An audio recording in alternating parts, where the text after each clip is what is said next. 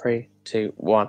And hello, guys, and welcome to Crypto Chat. Today it is Tuesday, and we are doing something different today. We're trying a live stream service, and let's jump on over to Twitter to see if anyone is there. Let's see if anyone's actually seen the tweet yet. Does anyone actually know what we're up to? Right, 5 impressions so far. Anyway, let's kick off. So, guys, today the big news is that basically Russia have come out with a really big statement today about the Venezuelan petro currency.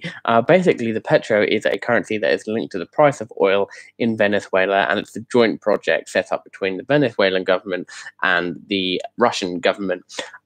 I didn't know this, but it turned out that Venezuela actually owe Russia $3.6 billion. And basically, they've set up this coin themselves. So not only can Venezuela avoid international sanctions against it by the United States, by the UK, by France, by Germany, but fundamentally so they can just give a big fuck you to the United States.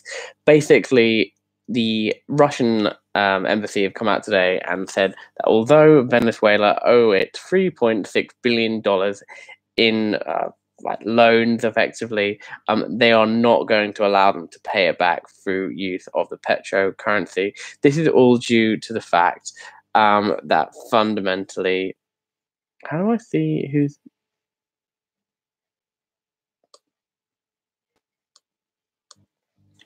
Yeah, sorry. This is all due to the fact that basically the petro could be worth nothing in a few months' time, or it could be worth a lot, but no one really knows, and that's the whole point. So at the moment, the Russians, even though they're behind the project, they're still not really getting behind the whole issue, which is really interesting because it's like, why should I put my own money in petro if even the government that backed it, partially the Russians, won't even back it themselves? So that's pretty interesting. As you all know, the petro launched in February, so last month. It's slowly cracking on. We're not seeing big jumps in it. We're not seeing really good figures, but we'll see what happens. It's like the Venezuelans and the Russians, so make a judgment call if you think this is really something that you should be investing in or not. Other than that, today, interesting story by the Australian government. Basically, they want to see what Australian citizens think about crypto before they start making calls on regulation. How do we do the government regulation on cryptocurrencies? They want to hear from Aussies who are as part of the sector themselves and how they want to take it forward. This is really interesting because unlike other countries which are just dictating this will happen here, this will happen here, this will happen here, Australia are really laying back and thinking about it and being like, maybe we should actually hear from the people this sector affects before we make overarching judgment calls which will affect the entire sector going forward. And that's really interesting, and hopefully that will be something that really makes Australia one of the best places for cryptocurrencies. If you see my eyes going down, it's just because I'm looking at this story here.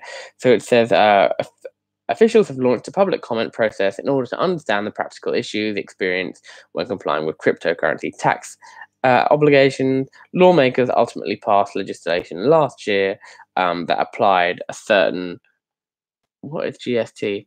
Basically, they applied tax treatment last year, but they want to get a view on what most people think, how is it going to work, and fundamentally they want a sensible approach to cryptocurrency, which makes sense, and to be honest, it's what all countries should do with regard to crypto. Anyway, guys, besides these two stories today, other than that, the market is kind of flatlined. I mean, I'm looking on CoinMarketCap at the moment. Bitcoin is down 0.3%, Ethereum is down 3%, Ripple 1%, Bitcoin Cash 0.7%, Litecoin down 3%. EOS actually up 8%, so that's really good to see, but generally not really an interesting day, quite flatline on everything, to be honest. Even as we're looking down the list, we can see Neo is only a little bit up, Monero is 0.26% up, so really not a lot of interesting stuff going on in the market today with regard to movement. But what is really interesting is when I'm looking at the Mooners and Losers section of today's video, which is because we're doing a live chat, no one no one can see, which is a bit weird. But basically, changed 24 hours. A coin called Mithril. I have never heard of this coin before. It's come out of the blue, a bit like the Bitcoin did last week, where it went up 10,000% in a day. Anyway, Mithril has gone up 140% in a day, which is mad. It's doubled its value and half of that value on top. I know nothing about this currency. If you have any idea, comment below. Let me know what you think. Is it something that's going to really take off? Do you understand its practical use application? And is it really going to be something that really moons? Let me know your thoughts. Comment down below. Subscribe or check us out on Twitter, which of course is CryptoChat11. Anyway, besides this, we've also had a look at others that have done well today. So Basic Attention, 24% up. Nebulous, 11% up. Tron, 9, not bad. And Verge is even up 8%.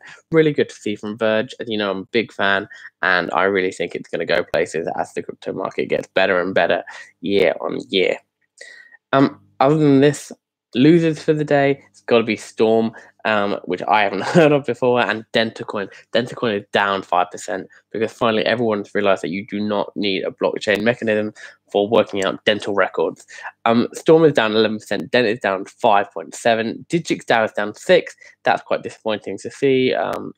A lot of good systems on that, and actually quite an interesting project going forward. Lisk is down 3%. Litecoin is down 3%. Really the biggest one. I mean, NEM is down 3%, but by market cap, NEM and Litecoin are really the main ones on here today. So really to quantify, what have we worked out in today's video? Well, today's video, it's basically not a lot is going on in price movement, and that's something that in a way, it's quite nice to see, because a lot of the days we've seen either big swings either way, and in the end, stability is good, guys. Like, I know we all like it when it moons 10,000% or like even higher, but stability is good. Let's hope we can see it a bit more in the green though, because like no one wants to see these reds every single day as part of the crypto community. Other than that, the real news today is really what's going on in the market. I think the Petro coin is going to be really interesting to follow. It's going to become much bigger. I personally think that it's a scam, and a load of people are going to be conned into putting like their life savings into it, their pensions, all of this type of stuff, a lot of money, and maybe one day it will moon. Maybe it'll moon to like 5,000% in a day, something stupid like that, and then everyone else will be like, "Oh, I should get in." But fundamentally, it's a scam. It's going to do. It might moon, but fundamentally, the Venezuelan government are just going to take all the money, and you're never going to see it again.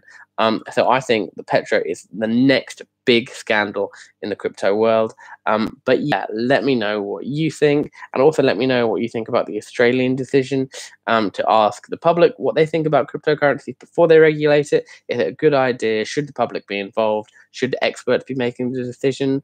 What should the balance be? Should it be either one part, either the experts, or should people involved in the sector be involved too? Let me know what you think in the comments below or on our Twitter at CryptoChat11.